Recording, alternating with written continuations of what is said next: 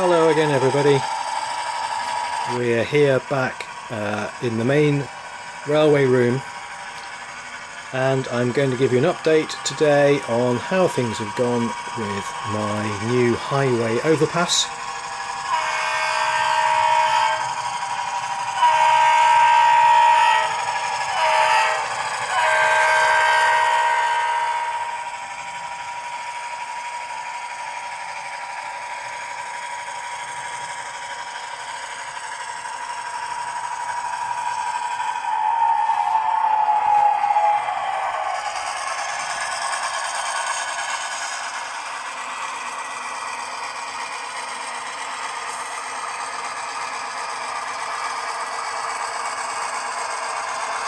So we've just seen BNSF GP38-2 number 2028 brought some hoppers to the aggregates plant, but we'll switch our focus for the moment and just have a look at the overpass. It's not finished, but as you can see, compared to the images that I shared in my last update, we've come on quite a long way.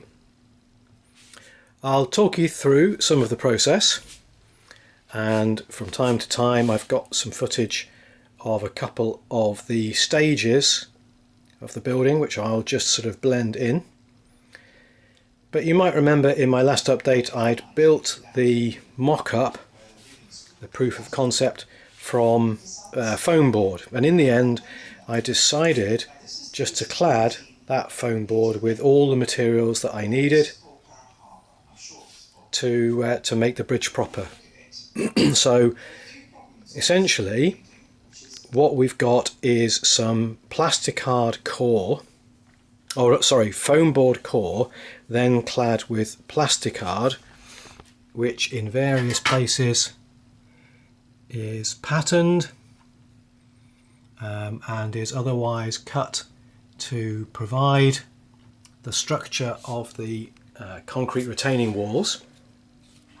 And then on either side of the main structure I simply used some of the standard sort of kingspan insulating foam, just in layers, and then carved away to make the slope. Once I had the basic shape in place and had the slope butting up against the concrete abutments there, I was in two minds about how to sort of finish off the landscaping, but in the end went with a layer of tissue paper covered in a very runny mix of water and PVA glue, and then sprinkled sand and rocks onto that.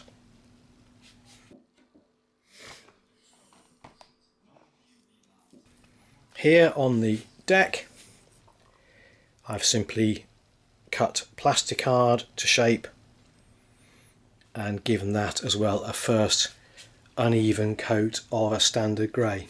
I think I'm going to imply that the main deck of the bridge here is a different finish, hence why we've got two different shades of grey here, but really this whole top section we're still quite a long way off that being finished, because I've got to add sides to the main bridge structures, some railings, barriers on this bit, everything, so that's quite a way away yet.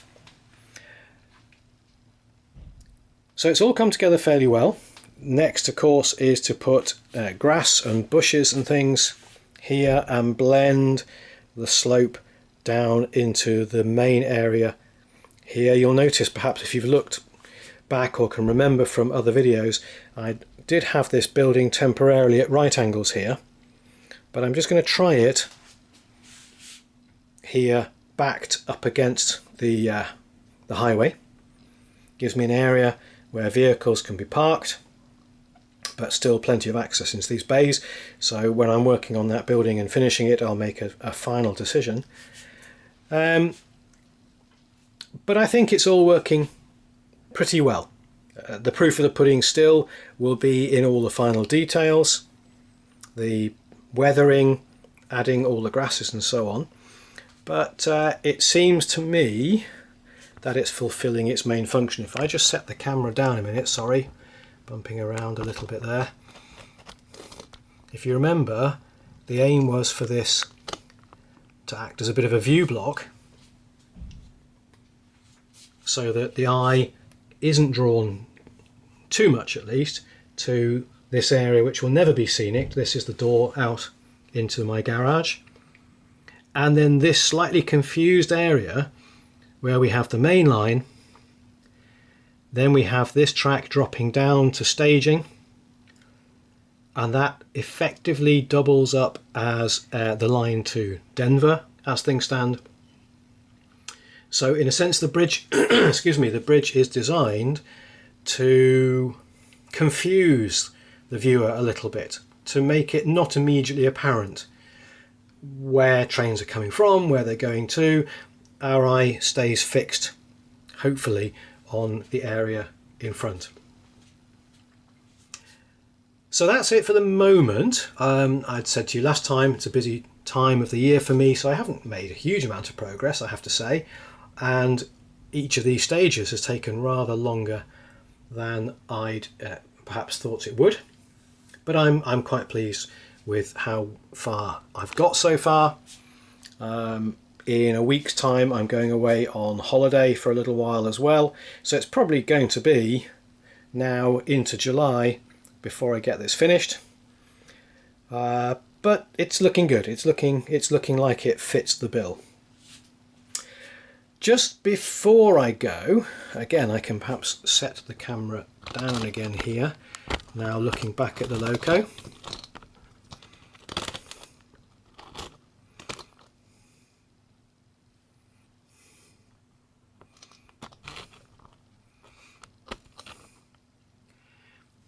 Just before I go, I'd like to share with you one other little project that I did manage to do on a couple of evenings in this last few weeks, and that's why this particular locomotive has featured in today's video. Number 2028 has had a little bit of an upgrade. I added some of these, I think they're called the RV style air conditioners that I've seen in a number of photographs of these GP38-2s in their more modern iteration. And then I finally bit the bullet a bit and did some reasonably subtle weathering, both along the side of the loco there. I might try and get the camera even a bit further down in a second, as well as adding some weathering to the area of the snowplow and along the roof and so on and so forth. So quite a small job. Like I say, it was literally just a couple of evenings really. A bit of fading, a bit of weathering, some dry brushing here and there, but it really enhances the loco no end.